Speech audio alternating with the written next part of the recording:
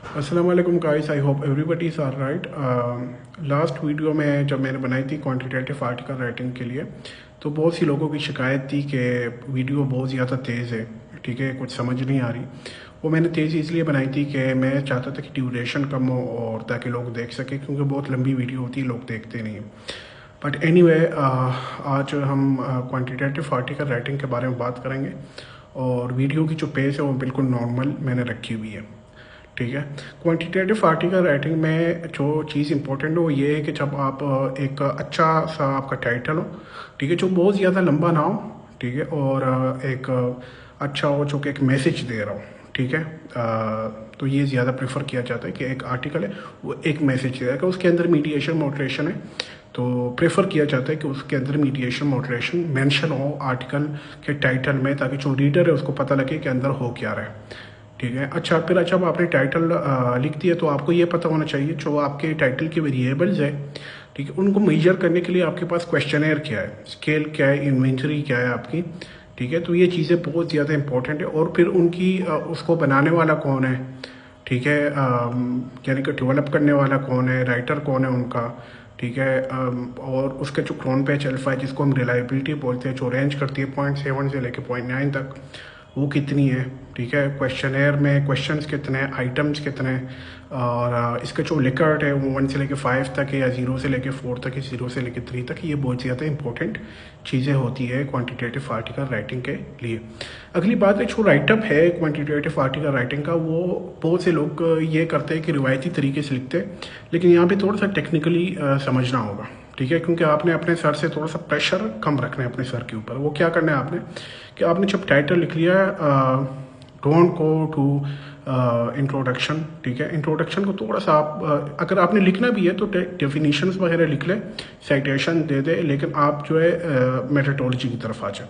वहाँ पे आप मेंशन कर ले कि cross sectional correlation research design है, अगर पर्पसिव सैम्पलिंग है, ठीक है, अगर आप रैंडमली लोगों को अप्रोच कर रहे हैं, ठीक है, जो एक एज रेंज के उनको आप अप्रोच करें, या आपका स्ट्रेटिफाइड है, डिफरेंट जगहों से आपने डेटा लिया हुआ है, ठीक है, और या स्नो बॉल है, एक बंदे को आपने अप्रोच किया तो फिर बाकी लोगों को आपने अप्रोच किया, ये चीज़ है उसके अंदर। फिर क्वेश्चनर्स आ जाते हैं, फिर इथिकल अप्रूवल्स आ जाती है जो कि अदर से लेनी होती है, इंस्टीट्यूट से लेनी होती है, ठीक है, और कॉन्सेंट फार्म उसके अंदर मेंशन करना होता है, और स्केल्स की सारी डिटेल जिस तरह मैंने आपको बताया मेंशन करनी होती है, ये चीज़ें उसके अंदर होती है। फिर आप चले जाए रिजल्ट के सेक्शन के ऊपर, ठीक है। रिजल्ट में डेमोग्राफिक टेबल हो गया, को रिलेशन हो गया, फिर डिपेंड करता है कि आप कंपेरेटिव स्टडी है आपकी, या अगर नहीं भी है तो अगर आप कोई डिफरेंस देखना चाहते हैं जेंडर के दरमियान, या तो एक ग्रुप के 2 कैटेगरीज तरह इंडिपेंडेंट सैम्पल टी टेस्ट होगा, अनोवा होगा, जब एक कैटेगरी के 3 जो होते हैं ना वो सब ग्रुप होते हैं। जिस तरह मैं आपको कहूँ कि लाइक अब एजुकेशन है, इसमें अगर इंटरमीडिएट बैचलर मास्टर आ रहा है तो ये होगा अनोवा, ठीक है। अगर सिर्फ बैचलर और एमएस एमफिल आ रहा है तो ये क्या होगा, ये इंडिपेंडेंट सैम्पल टीटर। मीडिएशन का जो टेबल होता है ज़्यादातर हम हैज के ज़रिए बनाते हैं, लेकिन आप एमओज के ज़रिए भी बना सकते हैं, ठीक है। तो ये भी एक है। उसके बाद आप डिस्कशन पे चले जाए, वहाँ पे आप थोड़ा सा मेंशन करें कि इस तरह स्टडी कम हुई थी, ये सारा कुछ, तो हम इसलिए ये स्टडी करना चाहते हैं और हम इम्प्लीकेशन देंगे। और फिर उसके बाद आप जो आपकी रिज़ल्ट है वो आप डिस्कस करना शुरू कर लेते हैं। तो उसके बाद फिर आप जो आपकी रिज़ल्ट है उसको पिछली स्टडीज़ के साथ मिलाना शुरू कर लेते हैं कि या क्या आपके रिज़ल्ट जो है पिछली स्टडीज़ के साथ मिलते हैं या नहीं मिलते, अलाइन है या नहीं है। और फिर उसकी एक्सप्लेनेशन देते हैं आप कि उनकी क्या क्या एक्सप्लेनेशन बनती होगी। अगर नहीं आपके जो रिज़ल्ट है उस तरह नहीं आए जिस तरह आने चाहिए तो उसकी फिर एक्सप्लेनेशन देते हैं। यानी कि आप कहते हो कि हो सकता है कि कल्चरल कुछ इश्यूज़ है उसकी वजह से आओ, या पार्टिसिपेंट ने क्वेश्चनर अच्छी तरह पढ़ा नहीं होगा, इस तरह के कुछ आप एक्सप्लेनेशन देते हैं डिस्कशन में।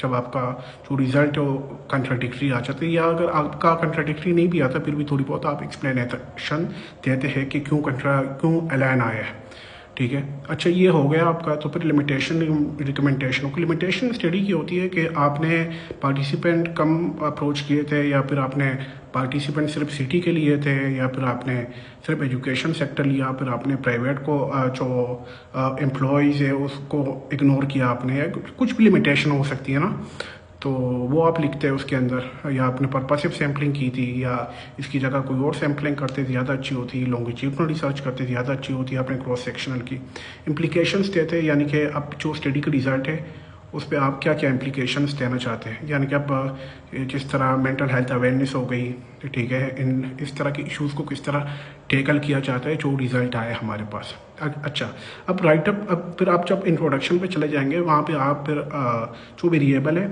उनको डिफ़ाइन कर लिया आपने, फिर आप प्रॉब्लम के ऊपर आए कि प्रॉब्लम है थोड़ी सी इस तरह की, स्टडीज़ कुछ कहती है कि इस तरह का प्रॉब्लम होता है। फिर आप जो गूगल स्कॉलर पे सर्च करते हैं कि भाई इस तरह का प्रॉब्लम होता है तो क्यों होता है, ठीक है, थियोरेटिकल फ्रेमवर्क, एक थ्योरी अगर आप डाल लें उसके अंदर तो ये ज़्यादा चार्मिंग हो जाते हैं। तो 600 मैक्सिमम वर्ड्स भी हो, ये काफ़ी होते हैं इंट्रोडक्शन के लिए। और कुछ ऐसे जर्नल होते हैं जो कि लिटरेचर रिव्यू आपसे मांगते हैं और कुछ नहीं मांगते, ठीक है। तो लिटरेचर रिव्यू का कोई इशू नहीं है, इंट्रोडक्शन के अंदर भी लिटरेचर रिव्यू आ सकते हैं। लिटरेचर का मतलब है कि जो पिछली स्टडीज़ होती हुई है वो क्या कहती है, ठीक है। आके उसके बाद फिर आपने ना जब ये इंट्रोडक्शन लिखी फिर आपने गैप तलाश करना है कि इस एज रेंज पे ये स्टडी नहीं हुई इसलिए हम ये स्टडी करना चाहते हैं, ठीक है। तो इस तरह आप करके लिख लेंगे, हाइपोथेसिस लिख लेंगे जो जितने भी होंगे आप, फिर उसके मुताबिक एनालिसिस होंगे। फिर आप एब्स्ट्रैक्ट के ऊपर आएंगे। तो एब्स्ट्रैक्ट में क्या क्या चीज़ें होती है ये ज़रा मैं आपको बता दूँ। एब्स्ट्रैक्ट में होता है कि आप ये बताते हैं कि जो मेन वेरिएबल उसको थोड़ा सा डिफाइन करते हैं स्टार्ट में। फिर आप थोड़ा सा बताते हैं कि इस तरह की स्टडीज़ हुई है लेकिन पाकिस्तान के अंदर नहीं हुई या कम हुई है स्टडीज़, इसलिए हम ये स्टडी करना चाहते हैं ताकि गैप जो है लिटरेचर को फिल हो जाए। फिर आप कहते हो कि कौन सा आपका रिसर्च डिज़ाइन था, सैम्पलिंग टेक्निक कौन सी थी, एज रेंज कौन सी है, पार्टिसिपेंट का थोड़ा सा इंक्लूजन क्राइटेरिया मैं तो बताता हूँ, अक्सर लोग स्किप कर जाते हैं लेकिन मैं बताता हूँ कि क्या एज रेंज होगी उनकी, उनका मीन और स्टैंडर्ड डेविएशन क्या है। और उसके बाद क्वेश्चनर के ऊपर चला जाता हूँ मैं, क्वेश्चनर कौन कौन से यूज़ किया हमने स्टडी वेरिएबल्स को मेजर करने।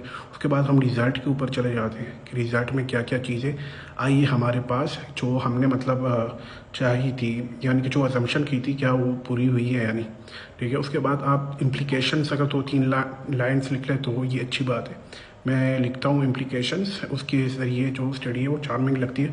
और यूजुअली जो एब्स्ट्रैक्ट होता है वैसे तो वो डिपेंड करते हैं जर्नल के ऊपर, यूजुअली ये 250 वर्ड्स का मैक्सिमम होता है लेकिन कभी कभी ज़्यादा भी हो सकता है। उसके बाद कीवर्ड्स होते हैं वो एक्चुअली आपके वेरिएबल्स होते हैं या जो इम्पोर्टेंट वर्ड होते हैं एब्स्ट्रैक्ट के अंदर वो आप वहाँ पे मेंशन करते हो कीवर्ड्स में।